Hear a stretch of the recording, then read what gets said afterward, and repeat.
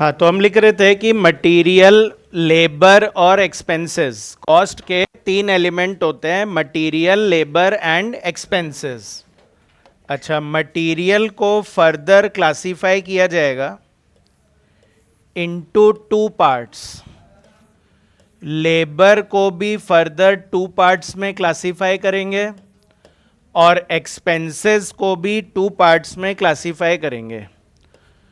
तो सबसे पहला मटेरियल कहलाएगा डायरेक्ट मटेरियल और दूसरा मटेरियल जो है वो कहलाएगा indirect material. Same rule applies to labour.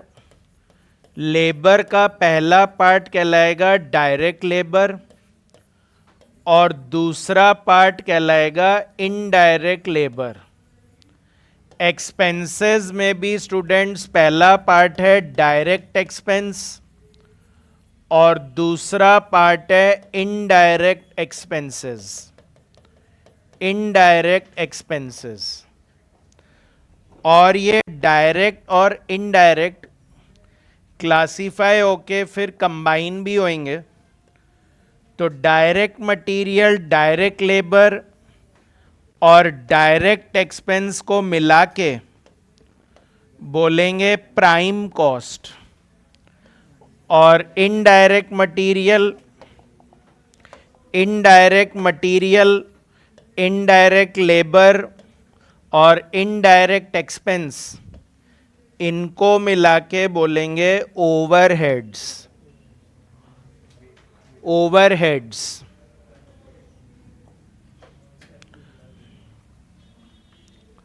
Cost के ब्रॉडली तीन एलिमेंट होते हैं, मटेरियल, लेबर एंड एक्सपेंसेस, पर फिर वो फर्दर क्लासिफाई हो जाते हैं इनटू डायरेक्ट एंड इनडायरेक्ट। और जितने भी डायरेक्ट वाले आइटम हैं उन सब के टोटल को बोला जाएगा प्राइम कॉस्ट। प्राइम कॉस्ट है ये, प्राइम कॉस्ट। और जितने भी इनडायरेक्ट वाले आइटम हैं उनको बोलेंगे ओवरहेड्स। और फिर ये ओवरहेड्स भी फर्दर तीन पार्ट में डिवाइड हो जाएंगे। तो पहला एलिमेंट होगा प्रोडक्शन ओवरहेड्स, प्रोडक्शन ओवरहेड्स। और दूसरा एलिमेंट होगा एडमिनिस्ट्रेशन ओवरहेड्स, एडमिनिस्ट्रेशन ओवरहेड्स। और तीसरा एलिमेंट होगा selling and distribution overheads, selling and distribution overheads. और एडमिनिस्ट्रेशन ओवरहेड के दो पार्ट होंगे, एक होगा related to production, administration overhead related to production, और दूसरा होगा जनरल। आज हमको यही सब नाम का मतलब सीखना है। तो एक बार समरी कर दी मैंने कि किस ऑर्डर में हम लोग पढ़ने वाले हैं, ठीक है। आज हमको इन सब का ही मीनिंग सीखना है।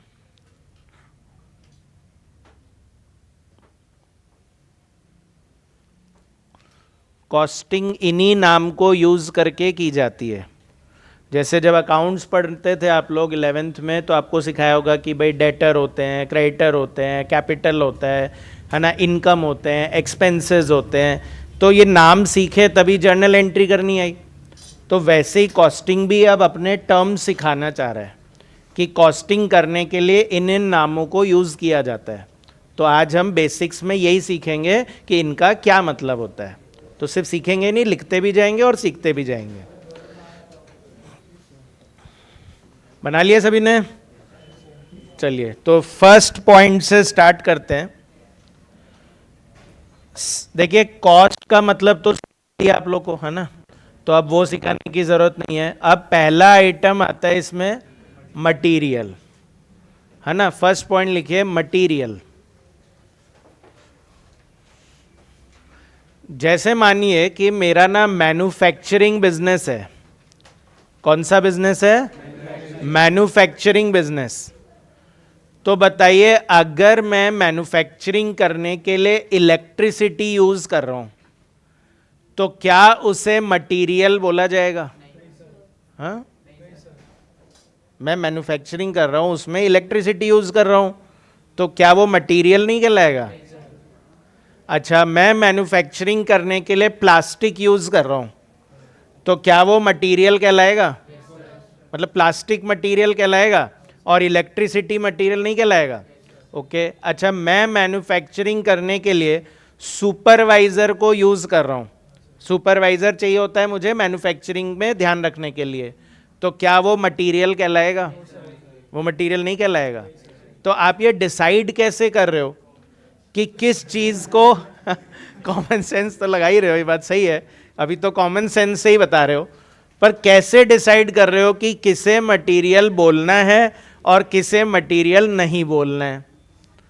अच्छा, जैसे मैं बोलूं कि मैंने एक जगह यूज करी तो उसका मैंने रेंट पे करा, तो क्या उसको मटेरियल बोलोगे? पर अगर मैं बोलूं मैं वुड यूज कर रहा हूं अपने मैन्युफैक्चरिंग के अंदर, क्या उसे मटेरियल बोलोगे?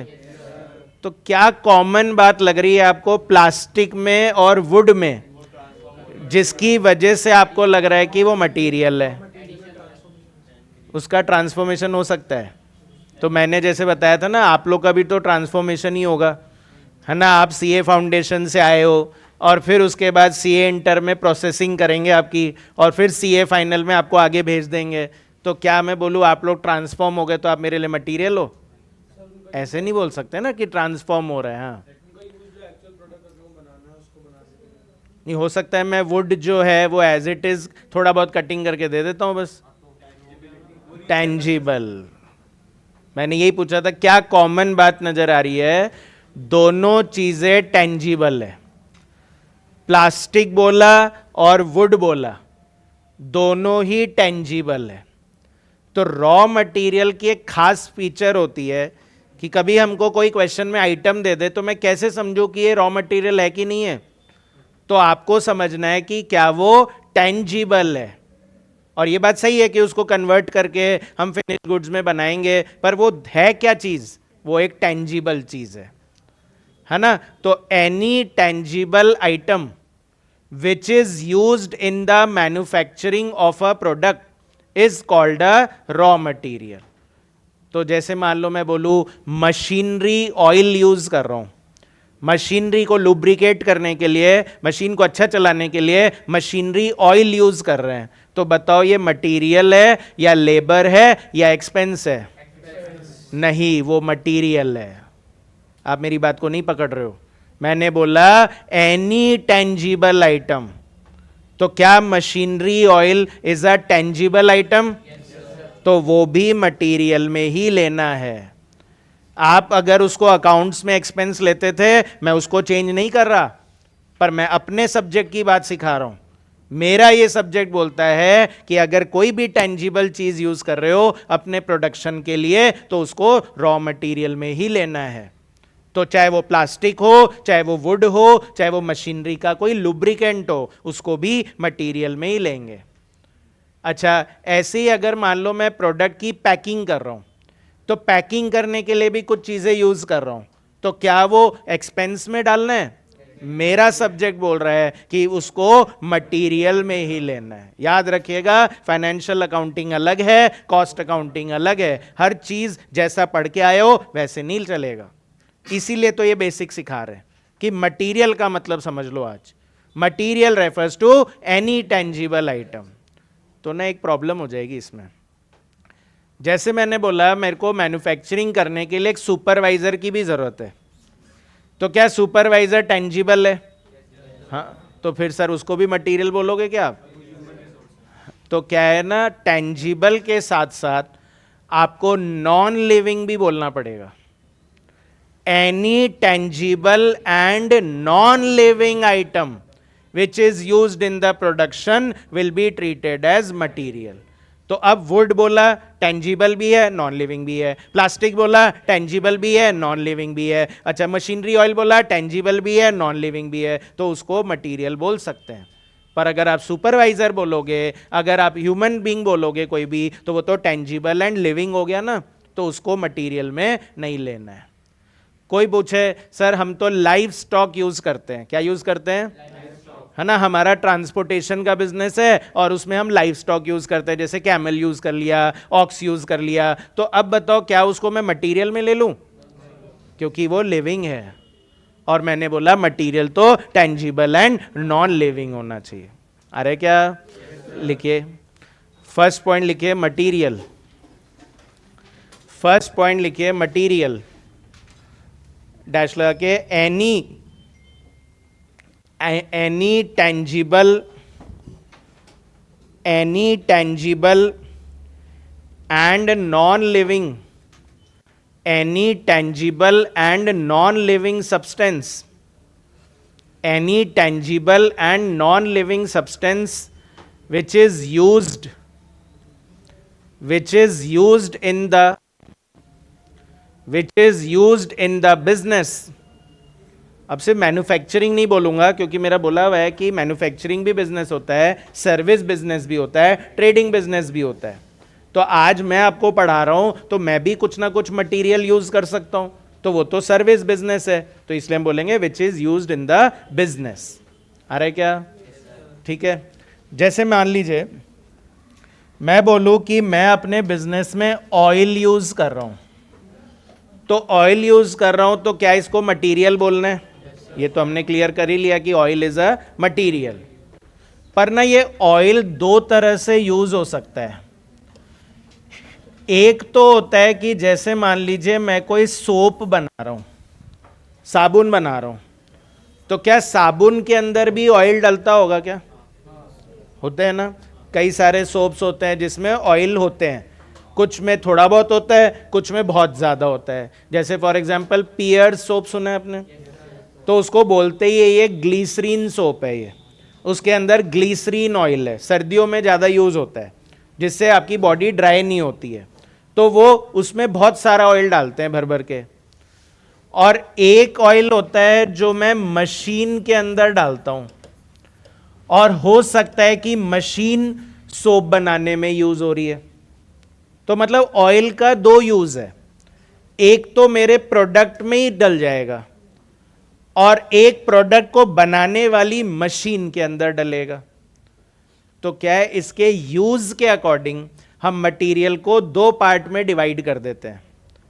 पहला कहलाएगा डायरेक्ट मटेरियल और दूसरा कहलाएगा इनडायरेक्ट मटेरियल।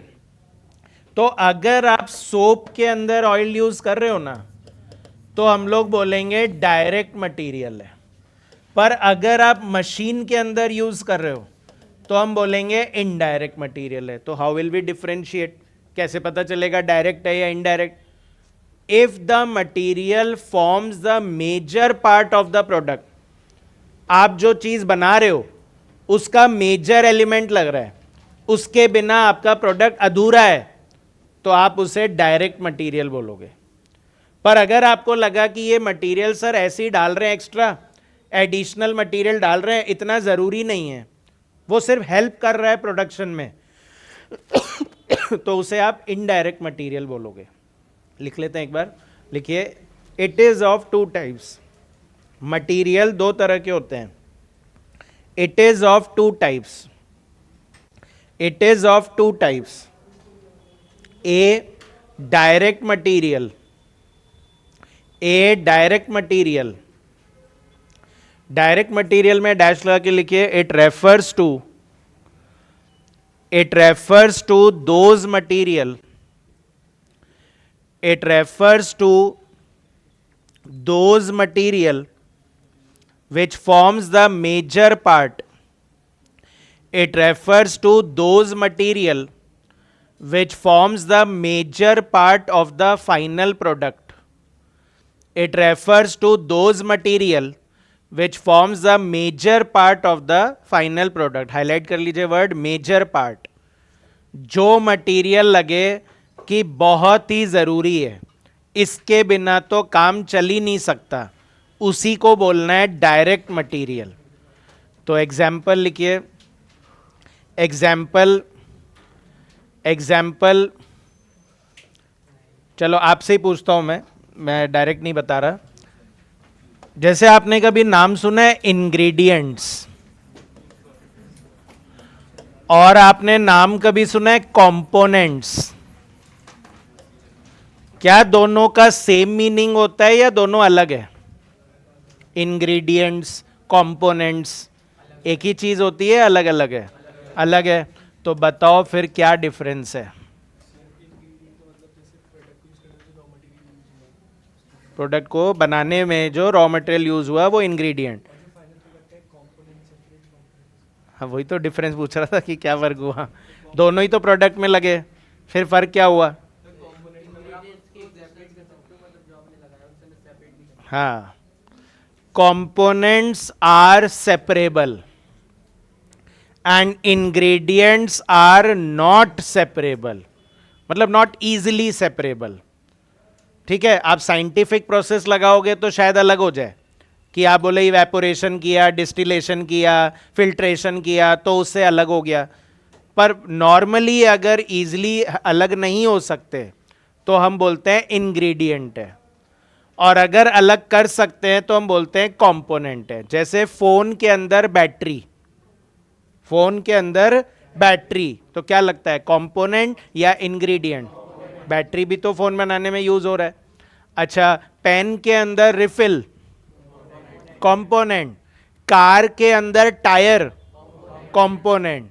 पर अगर मैं बोलूं टी के अंदर शुगर, इंग्रेडिएंट। बिस्किट के अंदर सॉल्ट, इंग्रेडिएंट। अब हम उसको अलग नहीं कर सकते। तो अब मुझे बताओ प्रोडक्ट बनाने के लिए जरूरी क्या है? काम तो दोनों ही आ रहे, पर ज्यादा जरूरी क्या है, इंग्रेडिएंट्स या कंपोनेंट्स? दोनों ही जरूरी है। आप क्या बोलना चाह रहे हो, पेन रिफिल के बिना कंप्लीट है? आप क्या बोलना चाह रहे हो, फोन बैटरी के बिना कंप्लीट है? कार बिना व्हील्स के कंप्लीट है क्या? वो जरूरी है। तो it forms a major part. तो ये दोनों ही एग्जाम्पल डायरेक्ट मटेरियल के एग्जाम्पल है। टेंजिबल भी है, नॉन लिविंग भी है, और प्रोडक्ट का मेजर पार्ट फॉर्म करते हैं, तो ये दोनों डायरेक्ट मटेरियल कहलाते हैं। अरे क्या? तो लिखिए example components, example components comma ingredients, components comma ingredients. जैसे आपने कभी चिप्स का पैकेट खरीदा हो, है ना, तो चिप्स तो टेस्टी लगता है, पर कभी एक बार चेक तो करो कि उसके अंदर क्या क्या डला हुआ है। तो पीछे पढ़ते हैं तो ये थोड़ी लिखा था कंपोनेंट्स, क्या लिखा आता है, इंग्रेडिएंट्स, क्योंकि वो सब मिक्स हो चुके हैं। अब आप अलग करना चाहो तो अलग नहीं हो सकता, तो इसलिए उसको इंग्रेडिएंट्स बोला जाता है। हाँ, आप ये बोल सकते हैं कि नॉर्मली फूड आइटम वगैरह में इंग्रेडिएंट्स यूज होता है, ठीक है ना। तो components comma ingredients comma primary packing, comma primary packing. Economics में या कहीं भी आपने बीएसटी वगैरह में कहीं पढ़ा हो कि प्रोडक्ट की जो पैकिंग होती है ना, वो 3 तरह की होती है ना। 3 लेयर्स ऑफ पैकिंग होता है प्रोडक्ट में। तो एक होता है आपका प्राइमरी पैकिंग, और दूसरा होता है सेकेंडरी पैकिंग, और तीसरा ट्रांसपोर्टेशन वाला पैकिंग, ट्रांसपोर्टेशन पैकिंग। खैर, कॉस्टिंग सब्जेक्ट में हम इन दोनों को एक ही मानते हैं, ठीक है। मतलब हमारे लिए 2 ही है, प्राइमरी और सेकेंडरी। तो अब मुझे बताओ प्राइमरी पैकिंग किसको बोलते थे आप? जो नहीं, ये कैसे डिसाइड होगा कि कौन सा फर्स्ट लेयर है? कोलगेट है, टूथ बोल रहा है, टूथपेस्ट है सर, तो टूथपेस्ट का पहला पैकिंग उसका ट्यूब है, तो वो उसकी प्राइमरी पैकिंग है। चॉकलेट बनाया तो उसकी पहली लेयर उसका फॉइल है जिसमें उसको रैप किया गया, तो वो उसकी प्राइमरी पैकिंग है। तो क्या मैं ऐसे बोलूं ये वो पैकिंग है जिसके बिना प्रोडक्ट को बेचना इम्पॉसिबल है ना। आप टूथपेस्ट ट्यूब के बिना नहीं बेच सकते। सोचो कैसा होता कि ट्यूब कभी बना ही नहीं होता, तो हम टूथपेस्ट कैसे खरीद रहे होते हैं? तो हम थैली में लेके जा रहे होते हैं, और क्या कि 100 ग्राम टूथपेस्ट डाल दो, पर ऐसा नहीं सोचा हमने, ट्यूब जरूरी था वहां पर, और वो उसके बिना नहीं बिक सकता था, वो उसकी प्राइमरी पैकिंग है। सॉफ्ट ड्रिंक बनता है तो बॉटल में पैक होना जरूरी है, या कैन में पैक होना जरूरी है, या टेट्रा पैक में पैक होना जरूरी है। टेट्रा पैक समझते हो क्या? जो वो कागज वाला आता है ना पैकिंग, एक तो होता है प्लास्टिक बॉटल में आता है, और एक कागज के डब्बे में आता है, छोटा छोटा आता है ना 10-10 रुपए वाला, वो टेट्रा पैक कहलाता है। फ्रूटी वगैरह ये सब इसमें आते हैं, वो टेट्रा पैक है। टेट्रा पैक का एडवांटेज ये होता है, क्यों आता है उसमें, बॉटल में ही दे दे, वो इसलिए उसमें आता है क्योंकि उसमें एक्चुअली 5 लेयर्स है, और वो 5 लेयर्स उसको बाहर के सनलाइट से बचाता है उसको, और वो खराब नहीं होता, और उसमें बहुत सारे प्रिजर्वेटिव डालने की जरूरत भी नहीं पड़ती। पर जब बॉटल में आता है ना तो बहुत सारे प्रिजर्वेटिव है, कैन में आएगा तो बहुत सारे प्रिजर्वेटिव है, पर टेट्रा पैक में सबसे ज्यादा सेफ है। टेट्रा पैक बनाने का पर्पस यही था। ठीक है, तो जैसे डेयरी प्रोडक्ट्स जो आते हैं कभी बॉटल में आते हैं क्या? नहीं, वो किस में आते हैं? टेट्रा पैक में आते हैं। ठीक है, तो प्रिजर्वेटिव कम डालना है तो टेट्रा पैक में डालो, वो उसकी प्राइमरी पैकिंग है। आ रहा है क्या समझ में? पर अगर हम बोले सेकेंडरी पैकिंग, तो सेकेंडरी पैकिंग कौन सा हुआ? हाँ, जो उसके बाहर का बॉक्स है, मतलब एक्स्ट्रा लेयर आप जो भी पैकिंग का डाल रहे हो, अब चाहे उसको ब्रांडिंग करने के लिए, चाहे एडवर्टाइजमेंट करने के लिए, या ट्रांसपोर्टेशन करने के लिए, एक्स्ट्रा लेयर ऑफ पैकिंग जो भी लगा रहे हो, वो सब क्या कहलाएगा? Secondary packing. तो बताओ, क्या ये पैकिंग भी टेंजिबल होता है क्या? बोलिए, क्या ये नॉन लिविंग होता है क्या? तो मतलब ये भी मटेरियल तो है ही, नाम ही यही होता है पैकिंग मटेरियल, तो मतलब मटेरियल तो ये भी है। पर अब बताओ, प्राइमरी पैकिंग को कौन सा मटेरियल बोलोगे? डायरेक्ट मटेरियल, क्योंकि वो जरूरी है। और सेकेंडरी पैकिंग आपने एडिशनल लगाया है, तो उसको इनडायरेक्ट मटेरियल बोला जाएगा। तो इसीलिए मैंने एग्जांपल लिखवाया, primary packing is also a direct material. आ रहा है क्या? अच्छा, एक और लास्ट एग्जांपल सुनिए। मैंने आपको पेपर बनाने का प्रोसेस बताया था, याद है क्या? कि पेपर कैसे बनता है। तो पेपर में हमने सीखा था कि पहले प्रोसेस में हम लोग वुड डालते हैं, और उस वुड से हमारा पल्प बन जाता था। बताया था, छोटे छोटे पीसेस में कट करते हैं और उसको पानी में भिगा के रख देते हैं, तो उससे उसका पल्प तैयार हो जाता है। फिर पल्प को हम सेकेंड प्रोसेस में डालते हैं, और उससे हमारे पेपर रोल्स बन जाते हैं। और थर्ड प्रोसेस में फिर उसकी कटिंग करके हम लोग पेपर बना लेते हैं। तो पेपर यहां पर मटेरियल हुआ या प्रोडक्ट हुआ? पेपर तो हमारा प्रोडक्ट हुआ। तो बताओ, पेपर बनाने के लिए मटेरियल क्या लगा? नहीं, पेपर रोल। पेपर बनाने के लिए तो क्या चाहिए था? Paper roll. मैं ऐसा नहीं कर सकता क्या पेपर रोल खरीद के ले आऊं दूसरों से और उसको कट कर करके पेपर बना बना के बेच दूं? कर सकता हूं ना? तो पेपर बनाने के लिए क्या चाहिए? Paper roll. अच्छा, पेपर रोल बनाने के लिए क्या चाहिए? तो मैं ऐसा कर सकता हूं ना, बाजार से पल्प खरीद के ले आऊं और उस पल्प से मैं पेपर रोल बना लूं। वुड लाने की कहां जरूरत है? और बिल्कुल पेपर रोल बनाने के, सॉरी, पल्प बनाने के लिए क्या चाहिए? वुड चाहिए। तो मुझे बताओ, पल्प आउटपुट है या इनपुट है? दोनों है। पल्प जो है वो पहले प्रोसेस का तो आउटपुट है, और दूसरे प्रोसेस का, इसको भी डायरेक्ट मटेरियल ही बोला जाएगा। ठीक है, मतलब एक प्रोसेस से दूसरे प्रोसेस में अगर आप कुछ बना के ट्रांसफर कर रहे हो, तो वो दूसरे प्रोसेस के लिए तो मटेरियल ही हो गया ना। दूसरे प्रोसेस के लिए तो मटेरियल हो गया। तो लिखिए, comma output transferred, comma output transferred from one process to another, comma output transferred from one process to another, comma output transferred from one process to another। एक प्रोसेस से दूसरे प्रोसेस में जो ट्रांसफर हुआ वो फर्स्ट प्रोसेस के लिए material नहीं है, वो तो फर्स्ट प्रोसेस का तो आउटपुट है, वो सेकंड प्रोसेस के लिए डायरेक्ट मटेरियल कहलाएगा। आ रहा है क्या? क्या आपको लगता है बिना पल्प के पेपर रोल बनाना पॉसिबल है क्या? तो यानी वो उसका मेजर पार्ट हो गया ना, उसके बिना तो पॉसिबल ही नहीं है, तो वो भी डायरेक्ट मटेरियल ही कहलाएगा।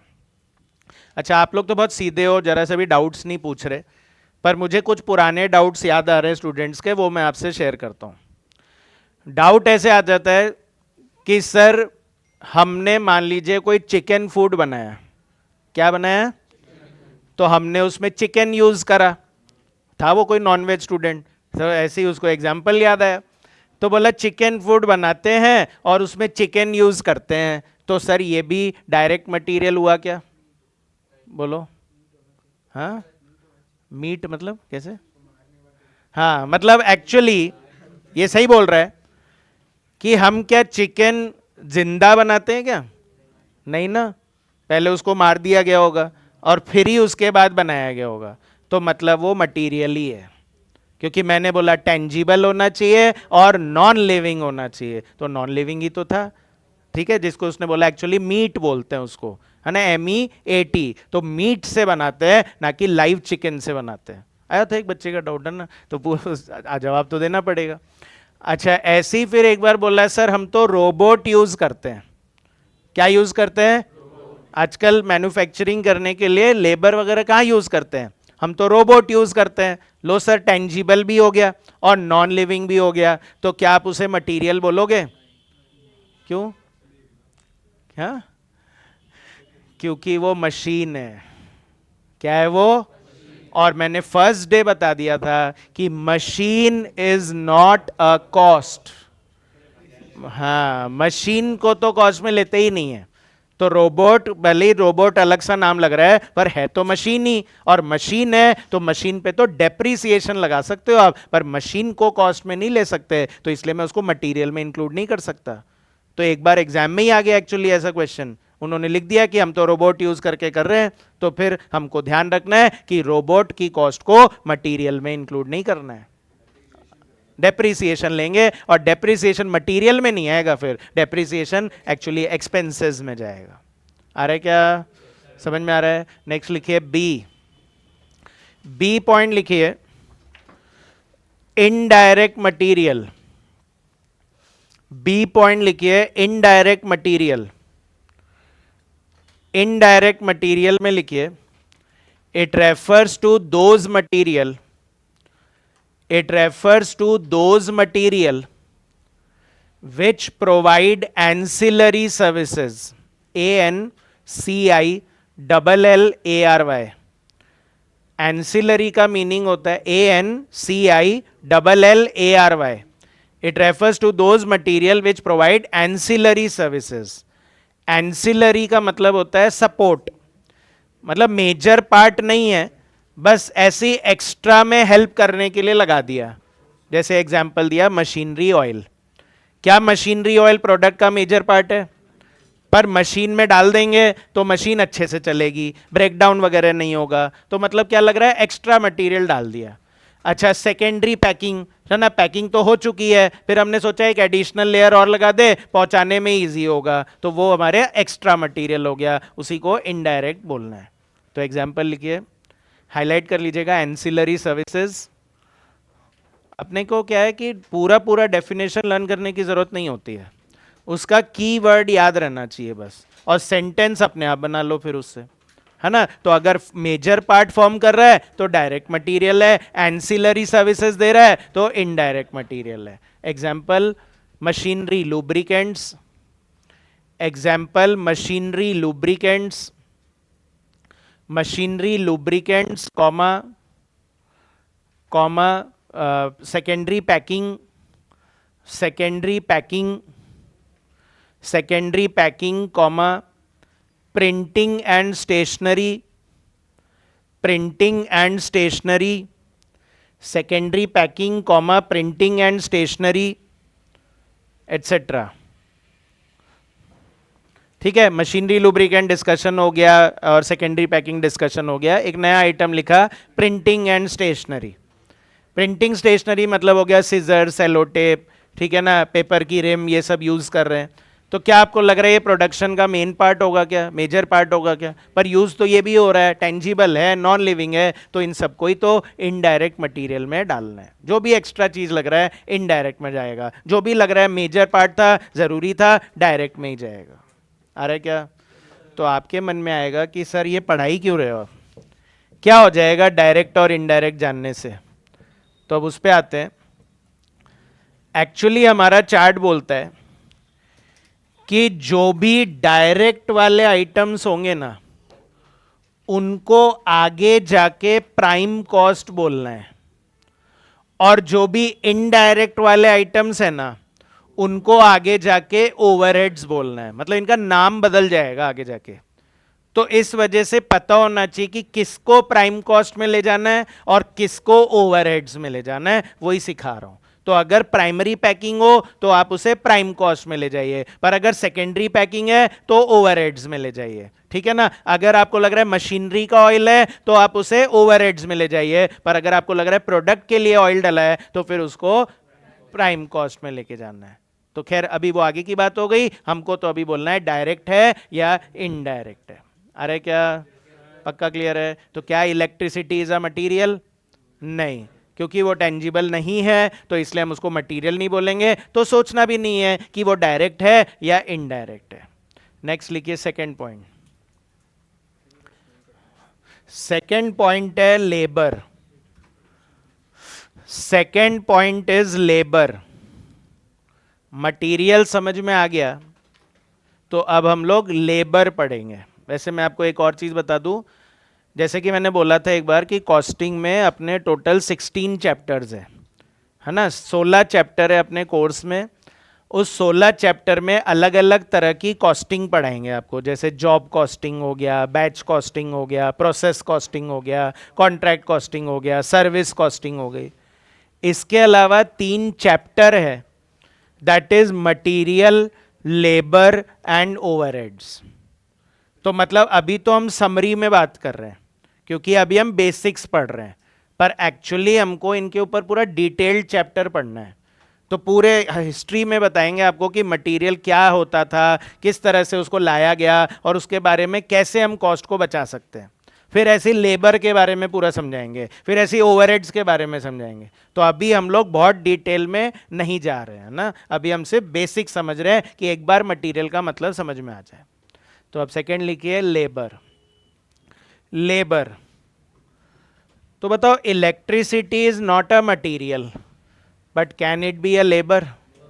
क्या मैं उसको लेबर की कॉस्ट बोलने लग जाऊं? तो कैसे डिसाइड करोगे कि लेबर किसको बोल रहे हैं, टेंजिबल और लिविंग? तो फंस गए आप लोग। लाइव स्टॉक है ना, मैं कैमल यूज कर रहा हूं, मैं ऑक्स यूज कर रहा हूं, तो क्या ये टेंजिबल हुआ? क्या ये लिविंग हुआ? तो क्या इनको भी लेबर बोलोगे? टेंजिबल और लिविंग बोलने से तो नहीं चलेगा, पर आपने बोला वर्ड यूज किया था ह्यूमन रिसोर्स। लेबर क्या होता है? Human resource. इंसान को लेबर बोलते हैं, जानवरों को लेबर नहीं बोलते। समझ में आ रही बात? तो ह्यूमन बीइंग होगा तो लेबर है। अगर कोई आप एनिमल यूज कर रहे हो तो वो लेबर हेड में भी नहीं आएगा, वो मटेरियल में भी नहीं आएगा, वो लेबर में भी नहीं आएगा। फिर सोचेंगे कहां जाएगा, पर लेबर में तो नहीं आएगा। आ रहा है क्या? तो यहां टेंजिबल और लिविंग नहीं बोलना है, यहां क्या बोलना है? Human resource. तो लिखिए any human resource, any human resource whose efforts are used in the business, any human resource whose efforts are used in the business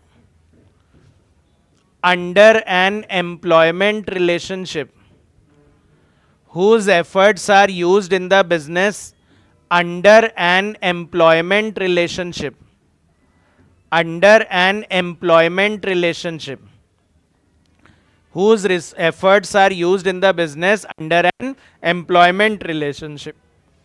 जैसे आप लोग को ये आइडिया है कि सीए इंटर के बाद अपना क्या स्टेप होता है? आर्टिकलशिप करनी होती है। तो एक्चुअली आर्टिकलशिप से भी पहले मैं एक चीज और बता दूं, 2 ट्रेनिंग करनी पड़ेगी आपको। एक होता है आईटी और एक होता है ओसी, एक ओरिएंटेशन कोर्स है और एक इंफॉर्मेशन टेक्नोलॉजी कोर्स है ना। ये दो ट्रेनिंग भी करनी पड़ती है। ये ट्रेनिंग कंप्लीट होने के बाद ही आर्टिकलशिप स्टार्ट होती है। मतलब ये ऐसे होती है कि जैसे आपको अपने रिजल्ट तक उसको कंप्लीट करना है, इंटर का जो रिजल्ट आएगा तब तक आप कभी भी इसको कंप्लीट कर सकते हो। चाहो अभी कोर्स पढ़ रहे हो, पढ़ाई कर रहे हो, उसके साथ साथ वो ट्रेनिंग कर लो, चाहो तो एग्जाम देने के बाद वो ट्रेनिंग कर लेना। तो आईटी का ट्रेनिंग जो है वो 45 डेज का होता है। कितने डेज का होता है? और ओरिएंटेशन का 15 डेज का ट्रेनिंग होता है। तो अपने एग्जाम में और रिजल्ट के बीच में इतना टाइम होता है कि हम लोग वो ट्रेनिंग तब कर सकते हैं। तो इसलिए एडवाइस नहीं करते कि पढ़ाई करते टाइम आप ये ट्रेनिंग करने जाए, क्योंकि जाना पड़ेगा उसके लिए। कहाँ पे?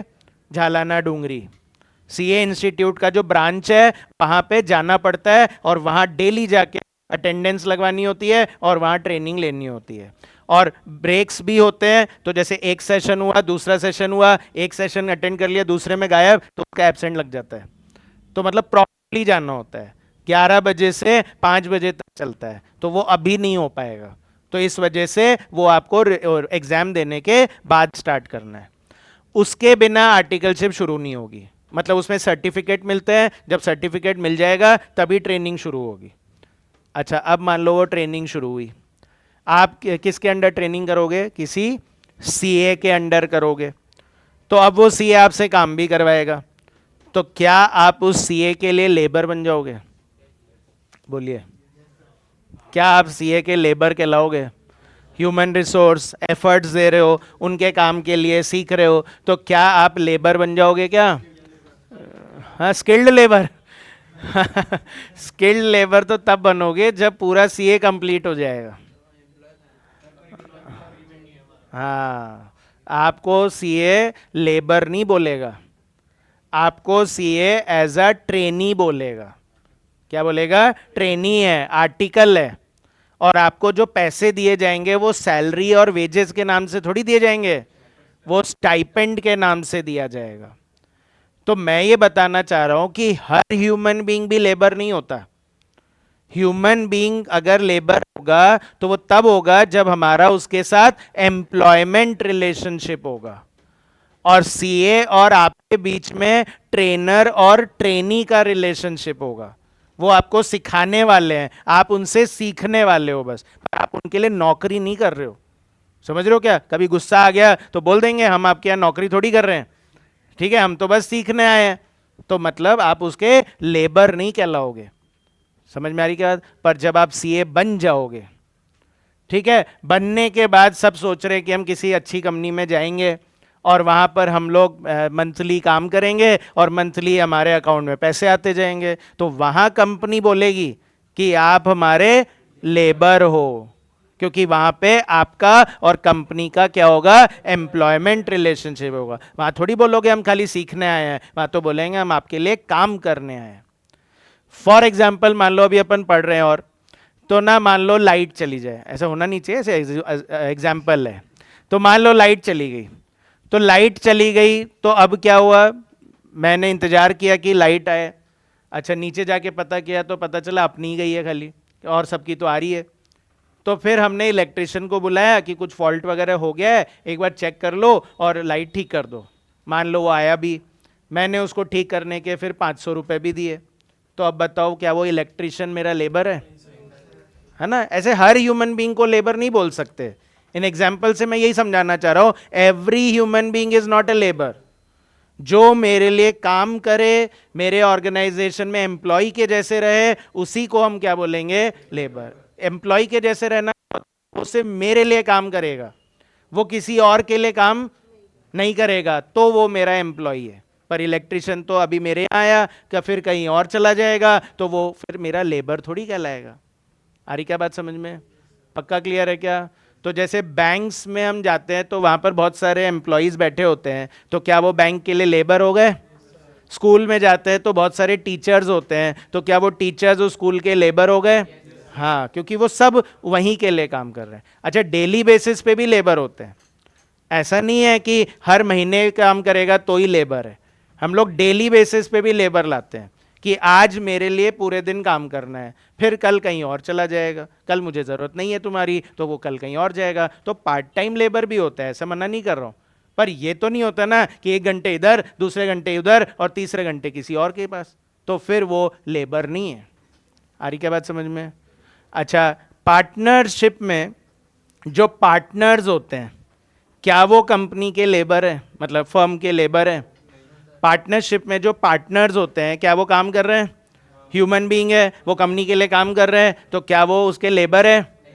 वो ओनर है। ओनर को थोड़ी ना लेबर बोलोगे। पर मुझे बताओ, कंपनी है तो कंपनी में शेयर होल्डर्स है, तो क्या उनको लेबर बोलोगे? वो तो ओनर है। पर कंपनी में जो डायरेक्टर्स हैं वो है कंपनी के लेबर। हमारी बात समझ में? पक्का क्लियर है? हाँ। चाहे वो सैलरी के नाम से ले, चाहे किसी के भी नाम से ले, उसको लेबर नहीं बोल सकते।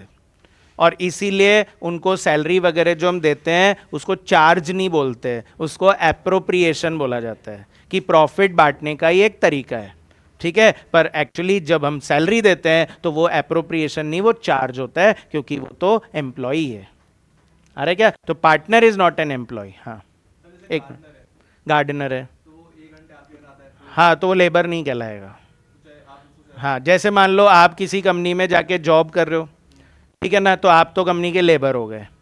मैं उसी कंपनी में जाता हूं, पर मैं उसकी अकाउंट्स को चेक करता हूं, यानी मैं ऑडिटर हूं, और मैं उसके अकाउंट्स जाके तो मुझे थोड़ी लेबर बोलेंगे। ठीक है ना, तो मैं उस कंपनी का भी ऑडिट करूंगा, मैं किसी और कंपनी का भी ऑडिट करूंगा, तीसरी कंपनी का भी ऑडिट करूंगा, मेरा उसके साथ एम्प्लॉयमेंट रिलेशनशिप नहीं है। हाँ, आप पूछोगे सर फिर क्या रिलेशन है, तो वो कॉन्ट्रैक्ट रिलेशन है। क्या है वो?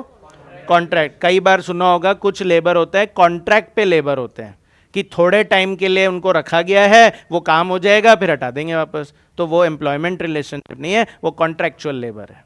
तो गार्डनर के साथ हमारा बस कॉन्ट्रैक्ट हुआ है कि हर दिन 1 घंटे आना है और गार्डन का ध्यान रख के जाना है, तो लेबर में नहीं आएगा, उसकी सैलरी लेबर कॉस्ट में नहीं आएगी। एटलीस्ट ये सब्जेक्ट तो यही सिखा रहा है ना। अकाउंट्स में चाहे ले लिया होगा, पर कॉस्टिंग सब्जेक्ट तो मना कर रहा है कि नहीं लेना है। हाँ, तो अगर उसको डायरेक्टर भी बना रखा है, उसको शेयर होल्डर भी बना रखा है, तो डायरेक्टर को अलग से सैलरी मिलती है, डायरेक्टर को सैलरी मिलती है, और शेयर होल्डर को डिविडेंड मिलता है। तो डिविडेंड लेबर कॉस्ट में नहीं आएगा, पर उसको जो सैलरी दे रहे हैं फॉर डायरेक्टरशिप रोल, वो लेबर कॉस्ट में आएगा। ठीक है। हाँ, स्कूल और स्टूडेंट्स, अरे स्टूडेंट तो कस्टमर हो गया ना, स्कूल एक बिजनेस हो गया, और वो किससे पैसे चार्ज कर रहा है? अरे पेरेंट्स से, मतलब स्टूडेंट्स ही ले रहे हैं ना तो वो तो कस्टमर हो गया ना, तो हम उसके एम्प्लॉय थोड़ी हो गए। आपको ट्रीट वैसे किया वो अलग बात है, ठीक है ना, पर हो नहीं आप लेबर। जैसे सीए भी आपको ट्रीट तो लेबर जैसे ही करेगा, है ना, बोलेगा कि चाय भी लाओ, बोलेगा कॉफी भी लेके आओ, बोलेगा ये प्रिंट भी करा के लाओ, बोलेगा ये फॉर्म भी जमा करा के आओ। आपको एक दिन फील होने लग जाएगा मैं नौकर हूं क्या इसका, ठीक है, पर हो नहीं, बस है ना, फील होगा वो खाली।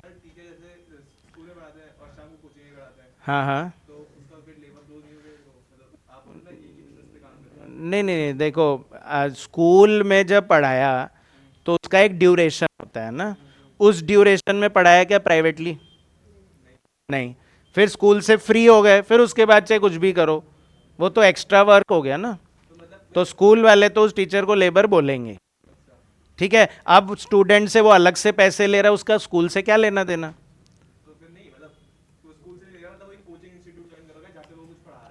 नहीं, वो out of course, out of school के ड्यूरेशन में ही पढ़ा रहा है ना, ऐसे तो नहीं कि जो 10 से 5 का टाइम है उस बीच में जाके पढ़ा रहा है।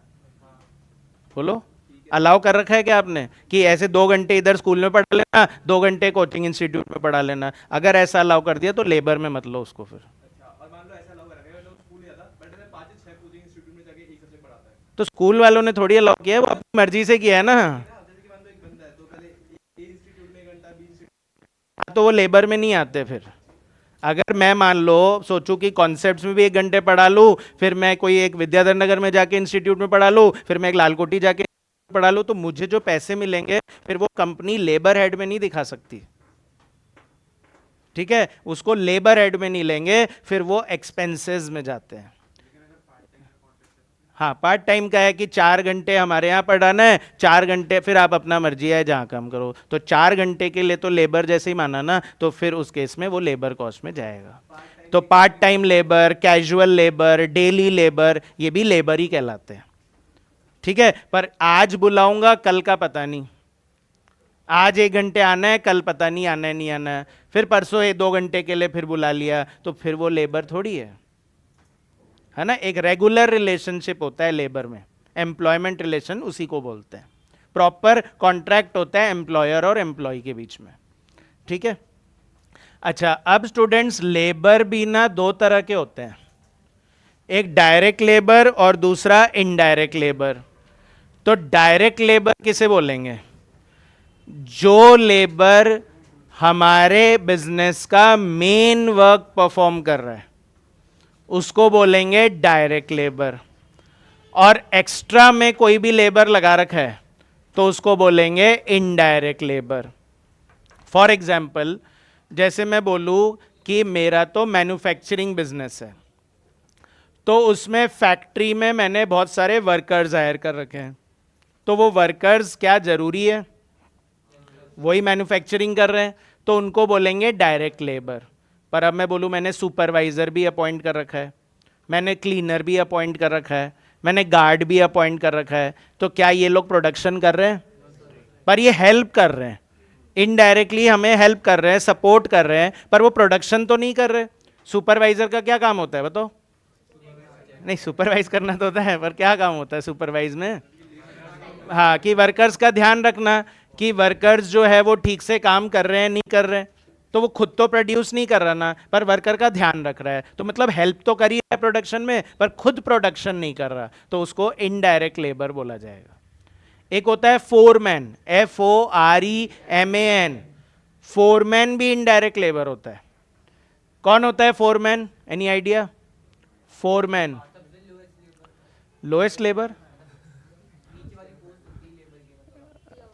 लोअर मैनेजमेंट का हेड, ऐसे लेबर का हेड बोल दूं? हाँ, ग्रुप ऑफ वर्कर्स का जो लीडर होता है ना, उसी को फोरमैन बोला जाता है। तो वो क्या है, नेतागिरी करता है खाली।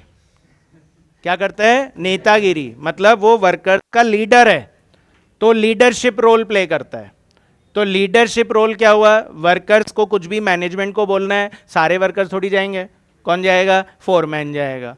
मैनेजमेंट को वर्कर्स को कुछ बोलना है तो सबके पास थोड़ी जाएंगे, किसको बुला लेंगे? फोरमैन को। तो कम्युनिकेशन का काम करता है between management and workers. Strike पे लेके जाना है सब वर्कर्स को, कौन आगे खड़ा होगा? फोरमैन खड़ा होगा। ठीक है, तो मतलब प्रोडक्शन कुछ नहीं करता, काम कुछ नहीं करेगा, है ना, नेता बनेगा बस। तो मतलब वो इनडायरेक्टली हेल्प कर रहा है, वो डायरेक्टली प्रोडक्शन में एंगेज नहीं है, उसको बोलेंगे इनडायरेक्ट लेबर। तो फोरमैन, सुपरवाइजर, क्लीनर, गार्ड, इन सबको इनडायरेक्ट लेबर बोलते हैं। पर फैक्ट्री का वर्कर है तो उसको इनडायरेक्ट थोड़ी बोलेंगे, वही तो प्रोडक्शन कर रहा है, डायरेक्ट लेबर है। स्कूल में हम क्यों जाते थे? पढ़ने के लिए। तो सारे लोग जितने भी स्कूल में थे सब थोड़ी पढ़ा रहे हैं, सिर्फ टीचर्स हमको पढ़ा रहे हैं। पर इसके अलावा एक पीटी टीचर भी होते हैं, ठीक है ना, क्लीनर भी वहाँ पर भी होती है ना, केयर गिवर्स भी होते हैं वहाँ पर, रिसेप्शनिस्ट भी है, ऑफिस में भी बहुत सारा स्टाफ है। इनको थोड़ी ना हम बोलेंगे कि ये सब पढ़ा रहे हैं पर ये इनडायरेक्टली हमारे एजुकेशन को सपोर्ट कर रहे हैं, तो इसलिए वो हमारे लिए इनडायरेक्ट लेबर कहलाएंगे। पर स्कूल में जो टीचर्स है उनको डायरेक्ट लेबर बोला जाएगा। अरे क्या लिखिए, इट इज ऑफ 2 टाइप्स। लेबर भी 2 तरह के होते हैं। It is of 2 types, a direct labour. It is of 2 types में लिखिए, ए डायरेक्ट लेबर, डैश लगा के, it refers to those labour, it refers to those labor who are engaged in the main activity of the business. It refers to those labor who are engaged in the main activity of the business. जैसे for example salesman, तो बताइए salesman direct labour हुआ या indirect labour?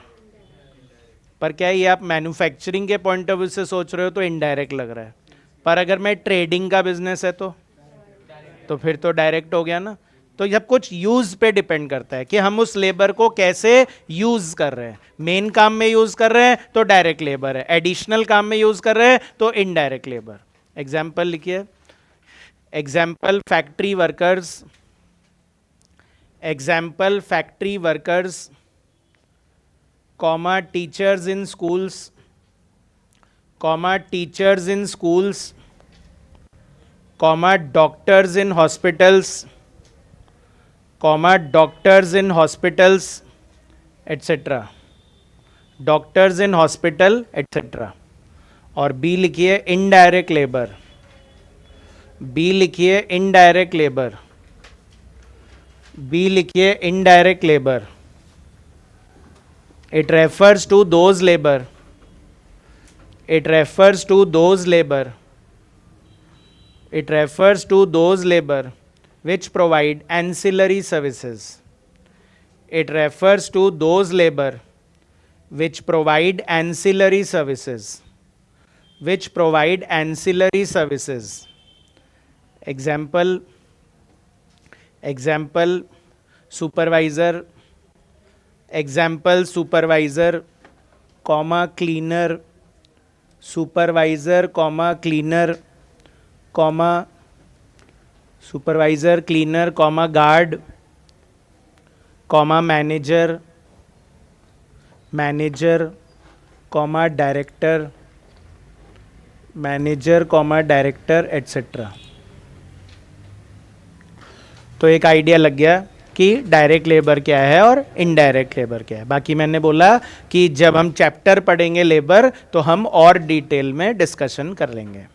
अरे क्या, तो आज इतना ही रखता हूँ। कल और चलेगी बेसिक्स की क्लास और परसों से अपना प्रैक्टिकल चैप्टर स्टार्ट हो जाएगा। ठीक है।